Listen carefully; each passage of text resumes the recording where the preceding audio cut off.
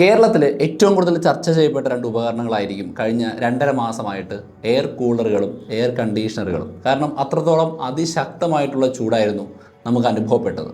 എന്നാൽ പലപ്പോഴും സോഷ്യൽ മീഡിയകളിലൊക്കെ തന്നെ നടക്കുന്നൊരു ഡിസ്കഷനായിരുന്നു എയർ കൂളറാണോ എയർ കണ്ടീഷണറാണോ നമുക്ക് നല്ലതെന്നുള്ളത്. എന്തായാലും എൻ്റെ വീട്ടിൽ കഴിഞ്ഞ മാസം ഒരു റൂമിൽ AC വാങ്ങിച്ചു വെച്ചു, എയർ കണ്ടീഷണർ വാങ്ങിച്ചു വെച്ചു. AC വാങ്ങിച്ചു വയ്ക്കുമ്പോൾ ഏറ്റവും പ്രധാനപ്പെട്ടൊരു കാര്യമെന്ന് പറയുന്ന അതിൻ്റെ പുറത്തേക്കുള്ള ചൂട് കളയുന്ന ബോക്സ് വയ്ക്കുന്ന സ്ഥലത്ത് നിന്ന് നമുക്ക് ഒരു പൈപ്പിലൂടെ വെള്ളം പുറത്തേക്ക് കളയേണ്ടി വരും. എന്നാൽ എയർ കണ്ടീഷണറുകൾക്ക് പകരം എയർ കൂളറുകളാണ് ഉപയോഗിക്കുന്നതെങ്കിൽ അതിൽ നമ്മൾ വെള്ളം നിറച്ചതിന് ശേഷം ഈ വെള്ളവും ഈർപ്പവും എല്ലാം ചേർന്ന കാറ്റിനെ നമ്മുടെ ശരീരത്തിലേക്ക് അടിച്ചു വിടുകയും അങ്ങനെ നമുക്ക് തണുപ്പ് അനുഭവപ്പെടുകയാണ് ചെയ്യുന്നത്. രണ്ടിനും രണ്ട് വർക്കിംഗ് പ്രിൻസിപ്പളാണുള്ളത്. അതേസമയം നമ്മുടെ വീട്ടിൽ റെഫ്രിജറേറ്ററുകളുണ്ട്. അതിനകത്ത് ചെയ്യുന്നത് റെഫ്രിജറേറ്ററിൻ്റെ അകത്തുള്ള സാധനങ്ങൾ തണുപ്പിക്കുന്നതിന് വേണ്ടി ചൂടിനെ വലിച്ചെടുത്ത് പുറത്തേക്ക് കളയുകയാണ് ചെയ്യുന്നത്. സാധാരണ അടുക്കളയിലോ റൂമിലോ ഒക്കെ തന്നെ ആ ചൂട് എത്തിച്ചേരാം. എൻ്റെ ചോദ്യം ഇതാണ്, എയർ കണ്ടീഷണറുകളും എയർ കൂളറുകളും ഉപയോഗിക്കുന്നതിൽ ഏതാണ് ഏറ്റവും നല്ലൊരു ചോയ്സ് എന്നുള്ളത്. നമ്മുടെ കേരളത്തിൽ ഏറ്റവും നല്ലത് പലപ്പോഴും എയർ കണ്ടീഷണറുകളാണ് എന്ന് ഉറപ്പിച്ച് പറയാൻ കഴിയും. അതിന് പ്രധാനപ്പെട്ട കാരണമാണ് വായുവിലെ ഹ്യൂമിഡിറ്റി എന്ന് പറയുന്ന ഒരു ഘടകം. അന്തരീക്ഷ വായുവിലെ നീരാവിയുടെ അളവിനെയാണ് സാധാരണ ഹ്യൂമിഡിറ്റി എന്നതുകൊണ്ട് സൂചിപ്പിക്കുന്നത്. അന്തരീക്ഷത്തിലെ ഹ്യൂമിഡിറ്റി കൂടുന്നതും മനുഷ്യൻ്റെ ശരീരവും തമ്മിൽ നല്ല ബന്ധമുണ്ട്. കാരണം നമ്മുടെ ശരീരത്തിൽ നിന്നും ഹീറ്റ് എക്സ്ചേഞ്ച് ചെയ്യുന്ന പ്രോസസ്സിന് നമ്മുടെ അന്തരീക്ഷത്തിലെ നീരാവിയുടെ അല്ലെങ്കിൽ ഈർപ്പത്തിൻ്റെ അളവുമായിട്ട് നേരിട്ട് ബന്ധമുണ്ട് എന്നുള്ളതാണ് വസ്തുത. അതായത് നമ്മുടെ കേരളം എന്ന് പറയുന്നത് കടലിനോട് ചേർന്ന് കിടക്കുന്ന ഒരു 600 കിലോമീറ്റർ തീരപ്രദേശവും ഒരു 60 കിലോമീറ്റർ കഷ്ടിച്ച് വീതിയുമുള്ളൊരു സംസ്ഥാനമാണ്. സ്വാഭാവികമായിട്ടും നമ്മുടെ കേരളത്തിലെ കരഭാഗങ്ങളിലൊക്കെ തന്നെയുള്ള അന്തരീക്ഷത്തിൽ വായുവിൻ്റെ ഈർപ്പത്തിൻ്റെ അളവ് വളരെ കൂടുതലാണെന്ന് കാണാൻ കഴിയും. മഴ പെയ്യുന്നത് സൂര്യൻ്റെ അതിശക്തമായിട്ടുള്ള ചൂടിൻ്റെ സാന്നിധ്യത്തിൽ ജലാശയങ്ങളിലെയും മറ്റും വെള്ളം നീരാവിയാകുന്നത് കൊണ്ടാണെന്നും പിന്നീട് അത് തണുത്ത് ഘനീഭവിച്ച് മഴയായിട്ട് പെയ്യുന്നു എന്നൊക്കെ നമ്മൾ പഠിച്ചിട്ടുണ്ട്. ഇവിടെ നമ്മൾ മനസ്സിലാക്കേണ്ടത് നമ്മുടെ വായുവിന് ഒരു പർട്ടിക്കുലർ എമൗണ്ട് ഓഫ് വെള്ളത്തെ സ്റ്റോർ ചെയ്ത് വെക്കാനുള്ള കപ്പാസിറ്റി ഉണ്ട്, കഴിവുണ്ട്. ഈ കഴിവ് ടെമ്പറേച്ചറിനനുസരിച്ചും വായുവിൻ്റെ മർദ്ദത്തിനനുസരിച്ചും മാറിക്കൊണ്ടിരിക്കുമെങ്കിലും നല്ല ചൂടുള്ള ഒരു അന്തരീക്ഷ വായുവിന് ഒരുപാട് രീതിയിൽ നീരാവിയെ സ്റ്റോർ ചെയ്യാൻ കഴിയും. നിങ്ങളുടെ അടച്ചിട്ട മുറിക്കകത്ത് വെള്ളം തിളപ്പിക്കുകയാണെങ്കിൽ ഈ വെള്ളത്തിൽ നിന്ന് വരുന്ന നീരാവി നമ്മുടെ അന്തരീക്ഷ വായുവുമായിട്ട് മിക്സ് ആവുകയാണ് ചെയ്യുന്നത്. അത് പിന്നീട് എവിടെയെങ്കിലും പോയി പറ്റിയിരുന്ന് ജലമായി മാറി ചൂട് പുറത്ത് വിട്ട് തിരിച്ച് വെള്ളത്തിൻ്റെ അവസ്ഥയിലേക്ക് വരും. മഴ പെയ്യുന്നത് ഇതേപോലെയുള്ളൊരു പ്രോസസ്സാണ്. അതായത് അന്തരീക്ഷ വായുവിന് ജലാശയങ്ങളിൽ നിന്ന് വാട്ടർ സ്റ്റോർ ചെയ്ത് വെക്കാൻ കഴിയുന്ന രീതിയിലുള്ള ടെമ്പറേച്ചർ ഉണ്ടാകുമ്പോൾ അത് സ്റ്റോർ ചെയ്ത് വെക്കുകയും പിന്നീട് തണുക്കുമ്പോൾ ചൂട് പുറത്ത് വിട്ടുകൊണ്ട് ജലമായിട്ട് മഴയായിട്ട് പെയ്യുകയും ചെയ്യും. എന്നാൽ ഈ ഒരു പ്രോസസ്സിന് നമ്മുടെ ശരീരവുമായിട്ട് കമ്പയർ ചെയ്താൽ നമ്മുടെ ശരീരം ചൂട് പുറന്തള്ളുന്നതിന് വേണ്ടിയും ഈ ഒരു ഹ്യൂമിഡിറ്റി എന്ന് പറയുന്ന ഒരു പ്രതിഭാസത്തെ ഉപയോഗിക്കുന്നുണ്ട് എന്ന് പറയാൻ കഴിയും. ഉദാഹരണത്തിന് നമ്മളൊരു മൺകൂജയിൽ വെള്ളം എടുത്ത് വെച്ച് കഴിഞ്ഞാൽ ആ കൂജയിലെ വെള്ളം താരതമ്യേന തണുത്തിരിക്കുമെന്ന് പറഞ്ഞു കേട്ടിട്ടുണ്ട്. നിങ്ങളുടെ വീട്ടിൽ മൺകൂജ ഉണ്ടെങ്കിൽ നിങ്ങൾക്കത് പരീക്ഷിക്കാം. മൺകൂജയ്ക്കകത്ത് വെള്ളം സൂക്ഷിക്കുന്ന സമയത്ത് വെള്ളത്തിനെ ചെറിയ സുഷിരങ്ങളിലൂടെ മൺകൂജ പുറത്തേക്ക് പോകാൻ അനുവദിക്കും. അങ്ങനെ വരുമ്പോൾ കൂജയ്ക്ക് പുറത്ത് വെള്ളത്തിൻ്റെ തുള്ളികൾ പറ്റിയിരിക്കുകയും ഈ വെള്ളത്തുള്ളികൾ അന്തരീക്ഷ വായുവുമായിട്ട് കലരുന്നതിന് വേണ്ടി ഈ പാത്രത്തിനകത്തുള്ള അല്ലെങ്കിൽ കൂജയ്ക്കകത്തുള്ള വെള്ളത്തിൽ നിന്ന് ചൂട് വലിച്ചെടുക്കുകയും ചെയ്യും. അങ്ങനെ പുറത്തേക്ക് വന്ന വെള്ളം ബാഷ്പമായി പോകാൻ വേണ്ടി കൂജയ്ക്കകത്തു നിന്നുള്ള വെള്ളത്തിൽ നിന്നും ചൂട് വലിച്ചെടുക്കുന്നത് കൊണ്ട് താരതമ്യേന മൺകൂജയ്ക്കകത്ത് സൂക്ഷിക്കുന്ന വെള്ളം തണുത്തിരിക്കുന്നതായിട്ട് കാണാം. നമ്മുടെ ശരീരത്തിൻ്റെ പ്രതിഭാസവും ഇത് തന്നെയാണ്. നമ്മുടെ ശരീരത്തിൻ്റെ പ്രോപ്പറായ വർക്കിങ്ങിന് 36.9 ഡിഗ്രി സെൽഷ്യസ് താപനില നിലനിർത്തുക എന്ന് പറയുന്നത് അത്യന്താപേക്ഷിതമാണ്. അതേസമയം നമ്മുടെ അന്തരീക്ഷ വായുവുമായിട്ട് ഇത് നേരിട്ട് ബന്ധപ്പെട്ടിട്ടുണ്ട്. നമ്മുടെ ചുറ്റുമുള്ള അന്തരീക്ഷ വായു ഒരു പർട്ടിക്കുലർ ടെമ്പറേച്ചറിന് മുകളിലേക്ക് പോവുകയാണെങ്കിൽ ശരീരം ഒരു അപകടമായി തിരിച്ചറിയുകയും അതിനനുസരിച്ച് ശരീരം ഹീറ്റ് പുറന്തള്ളാനുള്ള ഒരു മെക്കാനിസം ആരംഭിക്കുകയും ചെയ്യും. അതിനാണ് വിയർപ്പ് ഗ്രന്ഥികൾ അല്ലെങ്കിൽ സ്വെറ്റ് ഗ്ലാൻഡുകൾ ഉപയോഗിക്കുന്നത്. അപ്പോൾ നമ്മുടെ ചുറ്റുപാടുമുള്ള ഒരു ശരാശരി ടെമ്പറേച്ചർ അല്ലെങ്കിൽ ഒരു റൂം ടെമ്പറേച്ചർ നമുക്ക് പറയാൻ കഴിയുന്നത് ഒരു 26, 27, 28 ഡിഗ്രി സെൽഷ്യസിനിടയിലാണ്.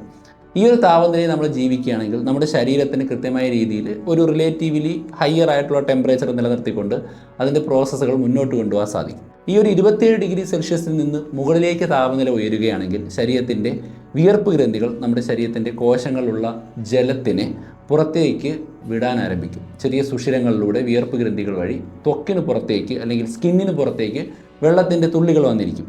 ഇവിടെ സംഭവിക്കുന്നത് കൂജയിൽ സംഭവിച്ചതുപോലെയുള്ള ഒരു പ്രതിഭാസമാണ്. നമ്മുടെ ശരീരത്തിന് പുറത്തേക്ക് വരുന്ന വിയർപ്പിനെ കാറ്റും വായുവിലുള്ള മറ്റ് സാന്നിധ്യത്തിൻ്റെയും സഹായത്തോടു കൂടി നീരാവിയാക്കി മാറ്റാനായിട്ട് ശരീരം ശ്രമിക്കുകയും അങ്ങനെ വെള്ളം നീരാവിയായി മാറുന്ന സ്വാഭാവിക പ്രക്രിയയ്ക്ക് വേണ്ടി നമ്മുടെ ശരീരത്തിൽ നിന്ന് ചൂട് വലിച്ചെടുത്ത് നീരാവി അന്തരീക്ഷത്തിലേക്ക് പോവുകയും ചെയ്യും. അങ്ങനെയാണ് ഈ നല്ല വിയർത്തിരിക്കുന്ന സമയത്ത് നമ്മൾ ഓടിയാലോ ബസ്സിലിരുന്നാലോ ബൈക്ക് ഓടിച്ചാലോ നല്ല കാറ്റടിച്ചാലോ ഒക്കെ തന്നെ ചൂടുള്ള അന്തരീക്ഷമാണെങ്കിലും നമുക്ക് തണുക്കുന്നത്. ഈ ഒരു സിമ്പിൾ പ്രതിഭാസം തന്നെയാണ് നല്ല വിയർത്തിരിക്കുന്ന സമയത്ത് ഫാൻ ഇട്ട് കഴിഞ്ഞാൽ നമുക്ക് തണുപ്പ് തോന്നാനും കാരണം. മുറിയിൽ ഓവറോൾ വലിയ തണുപ്പൊന്നും ഇല്ലെങ്കിലും കാറ്റിൻ്റെ വേഗത കൊണ്ട് ശരീരത്തിലുള്ള വിയർപ്പ് ബാഷ്പീകരിച്ച് പോയിട്ട് അത് ഈർപ്പം ഇല്ലാതാക്കുമ്പോൾ നമ്മുടെ ശരീരത്തിലെ താപനില കുറയ്ക്കുകയാണ് ചെയ്യുന്നത്. ഇനി നമ്മൾ എയർ കൂളർ ഉപയോഗിക്കുമ്പോൾ എന്താണ് സംഭവിക്കുന്നത് എന്ന് നോക്കാം. നമ്മൾ മനസ്സിലാക്കേണ്ട ഒരു കാര്യം, ഭൂമധ്യരേഖയ്ക്ക് അടുത്ത് ഭൂമിയുടെ ഭൂമധ്യരേഖ പ്രദേശങ്ങളിൽ അടുത്ത് കിടക്കുന്ന സ്ഥലങ്ങളിൽ സൂര്യപ്രകാശം നേരിട്ട് അടിക്കുന്നത് കൊണ്ട് തന്നെ അന്തരീക്ഷത്തിൻ്റെ താപനില പൊതുവെ വളരെ കൂടുതലായിരിക്കും. ഈ താപനില കൂടിയത് ഞാൻ പറഞ്ഞു, അവിടെയുള്ള ജലാശയങ്ങളിൽ നിന്ന് ബാഷ്പം ഉണ്ടാവുകയും ഈ ബാഷ്പം അല്ലെങ്കിൽ നീരാവി അല്ലെങ്കിൽ ഇത് അന്തരീക്ഷത്തിലെ ഈർപ്പമായി രൂപപ്പെട്ടുകൊണ്ട് അന്തരീക്ഷത്തിലെ ഹ്യൂമിഡിറ്റി എന്ന് പറയുന്ന ഒരു അളവിനെ കൂട്ടുകയും ചെയ്യും. അത്തരത്തിൽ നമ്മുടെ വായുവിന് ഒരു പർട്ടിക്കുലർ എമൗണ്ട് ഈർപ്പത്തെ നിലനിർത്താനുള്ള ശേഷിയുണ്ട്. ഇങ്ങനെ നമ്മുടെ വായുവിലുള്ള ഈർപ്പത്തിൻ്റെ അളവിനെ നമ്മൾ റിലേറ്റീവ് ഹ്യൂമിഡിറ്റി എന്നും മാക്സിമം കപ്പാസിറ്റിയും നമ്മുടെ വായുവിൽ ഇപ്പോഴുള്ള ഈർപ്പത്തിൻ്റെ അല്ലെങ്കിൽ ഹ്യൂമിഡിറ്റിയുടെ അളവിനെയും താരതമ്യപ്പെടുത്തിക്കൊണ്ട് അബ്സല്യൂട്ട് ഹ്യൂമിഡിറ്റിയൊക്കെ നമ്മൾ കണക്കാക്കുമ്പോഴും നമ്മൾ മനസ്സിലാക്കേണ്ട കാര്യം, നമ്മുടെ അന്തരീക്ഷത്തിലെ താപനിലയും നമ്മുടെ ശരീരത്തിന് അനുഭവപ്പെടുന്ന താപനിലയും വ്യത്യാസമാകാൻ കാരണം ഈ ഒരു ഹ്യൂമിഡിറ്റിയാണ്. കേരളം പോലെ ഭൂമധ്യരേഖയോട് ചേർന്ന് കിടക്കുന്ന പ്രദേശങ്ങളിൽ വേനൽക്കാലമാകുമ്പോൾ നല്ല ഈർപ്പം കൂടിയ അന്തരീക്ഷ വായുവായിരിക്കും ഉണ്ടായിരിക്കുക. അപ്പോൾ അന്തരീക്ഷത്തിൻ്റെ താപനിലയും കൂടുതലാണ്, അന്തരീക്ഷത്തിലെ ഈർപ്പത്തിൻ്റെ അല്ലെങ്കിൽ ബാഷ്പമായ നീരാവിയായ ജലത്തിൻ്റെ അളവും കൂടുതലാണ്. അതൊരു 50% മുകളിലേക്ക് പകൽ സമയത്ത് തന്നെ നിലനിൽക്കാറുമുണ്ട്, രാത്രി സമയത്ത് അത് 70% മുകളിലേക്ക് പോകാറുമുണ്ട്. അപ്പോൾ നമ്മളൊരു ജാറിൽ കുറച്ച് അന്തരീക്ഷ വായു എടുത്താൽ ആ അന്തരീക്ഷ വായു രാത്രിയാണെങ്കിൽ അതിൻ്റെ 80% കപ്പാസിറ്റിയിലും വെള്ളത്തിൻ്റെ സാന്നിധ്യമുണ്ട് എന്നുള്ളതാണ് വസ്തുത. ഈ ഒരു സാഹചര്യത്തിൽ നമ്മൾ എയർ കൂളറുകൾ ഉപയോഗിക്കുമ്പോൾ എന്താണ് സംഭവിക്കുന്നതെന്ന് ചോദിച്ചു കഴിഞ്ഞാൽ, ഈ എയർ കൂളറുകളിൽ നിന്ന് വരുന്ന കാറ്റ് ജലത്തെ ബാഷ്പമാക്കിയതിന് ശേഷം നമുക്ക് തണുപ്പ് തരികയാണ് ചെയ്യുന്നത്. കാരണം ഈ കാറ്റിനോടനുബന്ധിച്ച് നമ്മൾ എയർ കൂളറുകളിൽ വെള്ളം നിറയ്ക്കാറുണ്ട്. ഈ വെള്ളം നീരാവിയായിട്ട് മാറുമ്പോൾ ചൂട് വലിച്ചെടുക്കുന്നു. അങ്ങനെ ആ ചൂട് വലിച്ചെടുത്തതിൻ്റെ ഫലമായിട്ട് ഒരു തണുപ്പ് ഫീൽ ചെയ്യുന്നു. എന്നാൽ ഈ വായു എങ്ങോട്ടാണ് പോകുന്നത്? അടച്ചിട്ട മുറിക്കകത്താണ് നിങ്ങൾ ഇരിക്കുന്നതെങ്കിൽ അന്തരീക്ഷ വായുവിൽ ആൾറെഡി ഹ്യൂമിഡിറ്റി കൂടുതലാണ്. അതിലേക്ക് നമ്മൾ കൂടുതൽ എയർ കൂളർ ഉപയോഗിച്ചുകൊണ്ട് വെള്ളത്തിൻ്റെ അല്ലെങ്കിൽ നീരാവിയുടെ അംശം കൂട്ടുകയാണ്. അങ്ങനെ ഒരുപാട് ഹ്യൂമിഡിറ്റി കൂടിയാൽ നമുക്ക് അനുഭവപ്പെടുന്ന ടെമ്പറേച്ചറിൽ കാര്യമായ വ്യതിയാനം ഉണ്ടാകില്ല. ആദ്യം കുറച്ച് തണുപ്പ് തോന്നും, പക്ഷേ ക്രമേണ റൂമിൽ ടെമ്പറേച്ചർ കുറയുന്നില്ല എന്ന് നമുക്ക് മനസ്സിലാക്കാൻ കഴിയും. അതേസമയം തുറന്നിട്ടൊരു സ്ഥലത്താണെങ്കിൽ നമ്മുടെ അന്തരീക്ഷത്തിലെ ഹ്യൂമിഡിറ്റി എക്സ്ചേഞ്ച് ചെയ്യുകയും പുറത്തു നിന്നുള്ള വായു അകത്തേക്ക് വരികയും ചെയ്യുന്നത് കൊണ്ട് ചെറിയൊരു തണുപ്പിൻ്റെ പ്രതീതി ഉണ്ടാകാം. എയർ കണ്ടീഷണർ പ്രധാനമായിട്ടും ചെയ്യുന്നത് അടച്ചിട്ട റൂമിനകത്തുള്ള വായുവിലെ ചൂടിനെ വലിച്ചെടുത്തിട്ട് അത് പുറത്തേക്ക് തള്ളുകയാണ് ചെയ്യുന്നത്. അതിനുവേണ്ടി പ്രത്യേകം കൂളിങ്ങിന് സാധ്യതയുള്ള ലിക്വിഡുകൾ ഉപയോഗിച്ചുകൊണ്ട് അതിനെ അന്തരീക്ഷ വായുവിൽ നിന്ന് ചൂട് വലിച്ചെടുത്ത് പുറത്തേക്ക് കളയുന്ന ഒരു സൈക്കിൾ തന്നെ സംഭവിക്കുന്നുണ്ട്. അപ്പോൾ അതിൻ്റെ ചൂട് കളയുന്ന ഭാഗം അടച്ചിട്ട മുറിക്ക് പുറത്തായതുകൊണ്ട് തന്നെ ഹീറ്റ് എക്സ്ചേഞ്ച് പ്രോപ്പറായി നടക്കും. ഫ്രിഡ്ജിൻ്റെ കാര്യം അങ്ങനെയല്ല. ഇപ്പോൾ റെഫ്രിജറേറ്റർ എടുത്തു കഴിഞ്ഞാൽ നമുക്കൊരിക്കലും ചൂടാണെന്ന് പറഞ്ഞ് ഫ്രിഡ്ജ് തുറന്നിട്ട് കിടന്നുറങ്ങാൻ കഴിയില്ല. കാരണം ഫ്രിഡ്ജ് അതിൻ്റെ അകത്തു നിന്നുള്ള ചൂട് വലിച്ചെടുത്തിട്ട് റൂമിനകത്തേക്ക് തന്നെയാണ് തള്ളുന്നത്. അപ്പോൾ ഫ്രിഡ്ജ് തുറന്നിട്ട് നിങ്ങൾ കിടന്ന റൂം തണുക്കുന്നില്ല എന്ന് മാത്രമല്ല, വൈദ്യുതി ഉപയോഗിച്ചുകൊണ്ട് പ്രവർത്തിക്കുന്നത് കൊണ്ട് റൂമിൻ്റെ ഓവറോൾ ടെമ്പറേച്ചർ കൂടുകയും ചെയ്യും. എന്തായാലും പോട്ടെ, AC എന്തായാലും അങ്ങനെയാണ് പ്രധാനമായിട്ടും നമ്മുടെ വായുവിലുള്ള അല്ലെങ്കിൽ റൂമിനകത്തെ വായുവിലുള്ള താപനില കുറയ്ക്കുന്നത്. ഇങ്ങനെ താപനില കുറയ്ക്കുമ്പോൾ ഹ്യൂമിഡിറ്റിക്ക് എന്ത് സംഭവിക്കും? ഈ ഹ്യൂമിഡിറ്റിയാണ് നമ്മൾ കാണുന്ന AC-യിൽ നിന്ന് പുറത്തേക്ക് വാൽവിലൂടെ പോകുന്ന വെള്ളം. അതായത് നമ്മുടെ അന്തരീക്ഷത്തിൽ നിലനിൽക്കുന്ന ഈർപ്പത്തെ കൂടി ഇതിൻ്റെ കോയിലുകളിൽ കണ്ടൻസ് ചെയ്ത് ഈ ഈർപ്പം കോയിലുകളിലൂടെ ടച്ച് ചെയ്യുമ്പോൾ ചൂട് വലിച്ചെടുക്കുന്നതിൻ്റെ ഫലമായിട്ട് ഘനീഭവിച്ച് അല്ലെങ്കിൽ കണ്ടൻസ് ചെയ്തതിന് ശേഷം ജലത്തുള്ളികളായി മാറും. മഴമേഘങ്ങൾ എങ്ങനെ മഴയായി പെയ്യുന്നുവോ അതേപോലെ ഈർപ്പത്തെ വെള്ളമാക്കി മാറ്റുകയും ഈ വെള്ളത്തെ പുറത്തേക്ക് കളയുകയും ചെയ്യുകയാണ് സാധാരണ AC ചെയ്യുന്നത്. വില നല്ലപോലെ കൂടുതലാണെങ്കിലും നമ്മുടെ അന്തരീക്ഷ സാഹചര്യത്തിലെ ഏറ്റവും നല്ല ഒരു മെക്കാനിസം, ചൂട് നിയന്ത്രിക്കുന്ന മെക്കാനിസം എന്ന് പറയുന്നത് എയർ കണ്ടീഷണറുകൾ തന്നെയാണ് എന്നുള്ളതാണ് വസ്തുത. അതേസമയം എയർ കൂളറുകൾ നമ്മുടെ കാലാവസ്ഥയ്ക്ക് അത്രത്തോളം അനുയോജ്യമല്ല. അപ്പോൾ സ്വാഭാവികമായിട്ടും ഈ AC-യിൽ നിന്ന് വെള്ളം പുറത്തേക്ക് വരുമ്പോൾ എനിക്കുണ്ടായ ഒരു സംശയമായിരുന്നു, ഈ പുറത്തേക്ക് വരുന്ന വെള്ളം ശുദ്ധജലമല്ലേ? മഴ വളരെ നല്ല ശുദ്ധജലമെന്ന് നമ്മൾ പറയാറുണ്ട്. കാരണം അന്തരീക്ഷത്തിലെ ഈർപ്പമാണ് മഴയായി പെയ്യുന്നത്. അതിലധികം രാസവസ്തുക്കളോ മറ്റ് മിനറലുകളോ ഉണ്ടാകാനുള്ള സാധ്യതയില്ല. കാരണം അന്തരീക്ഷത്തിൽ നിൽക്കുന്ന H2O അല്ലെങ്കിൽ നീരാവിയാണല്ലോ അത് കണ്ടൻസ് ചെയ്ത് മഴയായി പെയ്യുന്നത്. അതേപോലെ AC-യിൽ കണ്ടൻസ് ചെയ്തിട്ട് അന്തരീക്ഷത്തിലുള്ള ഈർപ്പം H2O ആണല്ലോ ഫ്രഷ് വാട്ടറായിട്ട് വരുന്നത്. പക്ഷേ AC-യിൽ ചില ബാക്ടീരിയകളുടെ വളർച്ച വളരെയധികം നടക്കാറുണ്ട്. AC-യുടേതായാലും എയർ കൂളറുകളുടേതായാലും ഒക്കെ തന്നെയുള്ള ഫിൽറ്ററുകൾ എന്ന് പറയുന്നത് എപ്പോഴും ഈർപ്പമുള്ളതും അത് അന്തരീക്ഷത്തിൽ നിന്ന് വലിച്ചെടുക്കുന്നതുമാണ്. സ്വാഭാവികമായിട്ടും വായു ഇങ്ങനെ സർക്കുലേറ്റ് ചെയ്യുന്നത് കൊണ്ടും ഒരു തണുത്ത കാലാവസ്ഥ ഉണ്ടാക്കിയെടുക്കുന്നത് കൊണ്ടും കൃത്യമായ രീതിയിൽ ബാക്ടീരിയകൾക്കും ഫംഗസുകൾക്കും അതുപോലെ തന്നെ പൂപ്പലുകൾക്കുമൊക്കെ വളരാൻ കഴിയുന്ന ഒരു മീഡിയമാണ് ഇവരുടെ ഫിൽറ്ററുകളായി കാണപ്പെടുന്ന ആ സ്പോഞ്ച്. എയർ കൂളറിലാണെങ്കിൽ എപ്പോഴും വെള്ളം വമിച്ചുകൊണ്ടിരിക്കുന്ന സ്പോഞ്ചും എ സിയിലാണെങ്കിൽ തണുത്ത കാലാവസ്ഥയിൽ എയറിനെ ഫിൽറ്റർ ചെയ്യുന്ന സ്പോഞ്ചുമാണ് ഉള്ളത്. അപ്പോൾ കൃത്യമായി നമ്മൾ വൃത്തിയാക്കാത്ത സാഹചര്യത്തിലും അല്ലെങ്കിൽ തന്നെ അന്തരീക്ഷത്തിൽ ഒരുപാട് ബാക്ടീരിയകൾ ഉള്ളതുകൊണ്ടും തന്നെ എ സിയിൽ നിന്ന് പുറത്തേക്ക് വരുന്ന കണ്ടൻസ് ചെയ്ത വാട്ടർ എന്ന് പറയുന്നത് കുടിക്കാൻ അനുയോജ്യമായിട്ടുള്ള ഒന്നല്ല. എന്നാൽ പല പർപ്പസുകൾക്കും അവ ഉപയോഗിക്കാറുണ്ട്. ക്ലീനിങ്ങിനും അതുപോലെ തന്നെ ചെടി നനയ്ക്കാനൊക്കെ ഉപയോഗിക്കാറുണ്ട്. എങ്കിലും ലോകത്ത് പല ആശുപത്രികളിലും അതുപോലെ തന്നെ കാർഗോ ഷിപ്പുകളിലും ഉൾപ്പെടെയുള്ള സ്ഥലങ്ങളിലും ഒക്കെ തന്നെ പലതരത്തിലുള്ള അണുബാധകൾ ഉണ്ടാകാൻ ഇത്തരത്തിൽ എയർ കണ്ടീഷൻ നിന്നുകൊണ്ടുള്ള കണ്ടൻസർ വാട്ടർ ഉപയോഗിക്കുന്നത് കൊണ്ട് സംഭവിക്കുന്നുണ്ട്. അതുകൊണ്ട് കൃത്യമായ രീതിയിൽ ഫിൽറ്റർ ചെയ്ത് മിനറൽ കണ്ടൻറ്റൊക്കെ അഡ്ജസ്റ്റ് ചെയ്തില്ല എങ്കിൽ ഈ കണ്ടൻസർ വാട്ടർ അത്രത്തോളം സുരക്ഷിതമല്ല എന്നുള്ളതാണ് വസ്തുത. നിങ്ങൾ അടച്ചിട്ട റൂമിൽ ഇരിക്കുകയാണെങ്കിൽ എങ്ങനെ ഇത്രയും വെള്ളം റൂമിൽ വന്നു എന്ന് നമ്മൾ ചിന്തിക്കും.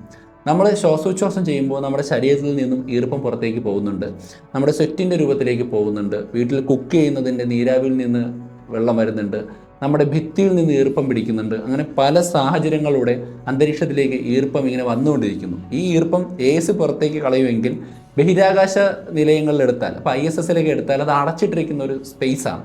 അതിനകത്തുണ്ടാകുന്ന മനുഷ്യരുടെയും മറ്റുമുള്ള വെള്ളത്തിൻ്റെ സാന്നിധ്യം പെട്ടെന്നൊന്നും മാറ്റാൻ കഴിയില്ല. അപ്പോൾ സ്വാഭാവികമായിട്ടും സ്പേസ് സ്റ്റേഷനുകളിൽ ഹ്യൂമിഡിറ്റി കൂടുകയും ഈ ഹ്യൂമിഡിറ്റി കൂടുന്നത് ഇലക്ട്രിക് സർക്യൂട്ടുകളെ കാര്യമായി ബാധിക്കുകയും ആളുകളിൽ അണുബാധ ഉണ്ടാക്കുകയും ചെയ്യുന്ന ഒരുപാട് പ്രശ്നങ്ങൾ സൃഷ്ടിക്കാം. ഇൻ്റർനാഷണൽ സ്പേസ് സ്റ്റേഷനിലും മറ്റും ഡീഹ്യൂമിഡിഫിക്കേഷന് വേണ്ടിയുള്ള ഉപകരണങ്ങൾ പ്രവർത്തിക്കുന്നുണ്ടെന്ന് മാത്രമല്ല, മനുഷ്യൻ്റെ വിയർപ്പും യൂറിനും ഉൾപ്പെടെയുള്ളവ റീസൈക്കിൾ ചെയ്ത് 93% ജലത്തെയും റീസൈക്കിൾ ചെയ്ത് ഉപയോഗിക്കുന്ന ഒരു സംവിധാനമാണ് ബഹിരാകാശ നിലയങ്ങളിലും മറ്റും സ്ഥിതി ചെയ്യുന്നത്. നിങ്ങൾ എന്തെങ്കിലും വസ്തുക്കൾ വാങ്ങുമ്പോഴോ ഇലക്ട്രോണിക് ഉപകരണങ്ങൾ വാങ്ങുമ്പോഴോ ഗുളിക വാങ്ങുമ്പോഴോ ഒക്കെ തന്നെ അതിനകത്ത് സിലിക്ക ജെല്ലിൻ്റെ ചെറിയൊരു പാക്കറ്റ് കാണാം. പ്രധാനമായിട്ടും ഈ സിലിക്ക ജെൽ ചെയ്യുന്നത് അന്തരീക്ഷത്തിലെ വായുവിനെ ഈ ജെല്ലിലേക്ക് ബൈൻഡ് ചെയ്ത് അത് ഉരുകി അതിനെ സ്റ്റോർ ചെയ്ത് വെക്കുകയാണ് ചെയ്യുന്നത്. അപ്പോൾ ചെറിയ പാക്കറ്റുകളിലൊക്കെ ആണെങ്കിൽ അത് സ്റ്റോർ ചെയ്ത് വെക്കും.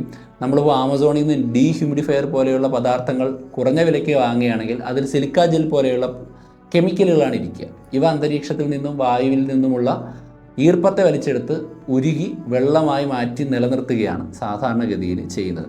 ഇപ്പോൾ യൂറോപ്യൻ രാജ്യങ്ങളിലും മിക്ക സ്ഥലങ്ങളിലും നമുക്ക് കാണാം ഹ്യൂമിഡിഫയർ ഉപയോഗിക്കുന്നതായിട്ട് കാണാം. വെള്ളത്തെ ചെറിയ രീതിയിൽ നീരാവിയാക്കി അന്തരീക്ഷത്തിലെ ഹ്യൂമിഡിറ്റി നിലനിർത്താൻ ശ്രമിക്കുന്നതായിട്ട് കാണാം. ഹ്യൂമിഡിറ്റി തീരെ കുറഞ്ഞു പോയാലും നമ്മുടെ സ്കിന്ന് ഡ്രൈ ആവുകയും ചൊറിച്ചിലുണ്ടാവുകയും മറ്റ് ബുദ്ധിമുട്ടുകളുണ്ടാകും. ഹ്യൂമിഡിറ്റി കൂടിയാലും നമുക്ക് ജലദോഷം പോലെയുള്ള ആസ്മയുള്ളവർക്ക് ബുദ്ധിമുട്ടുണ്ടാകുന്ന, ശരീരത്തിൽ പലതരത്തിലുള്ള അസുഖങ്ങൾ ഉണ്ടാകുന്ന പ്രശ്നങ്ങളുണ്ടാകാം. ഒരു 40 മുതൽ 60% ഹ്യൂമിഡിറ്റി നിലനിൽക്കുന്ന അന്തരീക്ഷമാണ് നമുക്ക് നല്ലത്. പക്ഷേ ജിയോഗ്രഫി അനുസരിച്ചും എയർ പ്രഷർ അനുസരിച്ചും ഒക്കെ തന്നെ ഹ്യൂമിഡിറ്റിയിൽ വ്യത്യാസമുണ്ടാവുകയും അതിനനുസരിച്ചാണ് നമ്മുടെ ബോഡി അഡാപ്റ്റ് ചെയ്യുകയും ചെയ്യുക. ഹ്യൂമിഡിറ്റി അളക്കാൻ ഉപയോഗിക്കുന്ന ഉപകരണമാണ് ഹൈഗ്രോമീറ്റർ. പറ്റുമെങ്കിൽ നിങ്ങൾക്കത് വാങ്ങിച്ച് നിങ്ങളുടെ റൂമിൻ്റെ ഹ്യൂമിഡിറ്റി ചെക്ക് ചെയ്യാം. ഡീഹ്യൂമിഡിഫയർ വേണമെങ്കിൽ ഉപയോഗിക്കാം. അപ്പോൾ ഇന്നത്തെ എപ്പിസോഡ് ഞാനിവിടെ നിർത്തുകയാണ്. ഇതുപോലെ നമ്മുടെ ലൈഫുമായി ബന്ധപ്പെട്ട വളരെ ഇൻഫോർമേറ്റീവ് ആയിട്ടുള്ള വീഡിയോകൾക്ക് വേണ്ടിയുള്ള ടോപ്പിക്കുകൾ നിങ്ങൾക്ക് തീർച്ചയായിട്ടും കമൻറ്റ് ബോക്സിലും ഇൻസ്റ്റാഗ്രാമിലും ഫേസ്ബുക്ക് പേജിലും ഒക്കെ സജസ്റ്റ് ചെയ്യാം. ഞാനത് സാധാരണഗതിയിൽ റെസ്പോണ്ട് ചെയ്യാറുണ്ട്. മറ്റൊരു എപ്പിസോഡിൽ കണ്ടുമുട്ടാം. അതുവരെ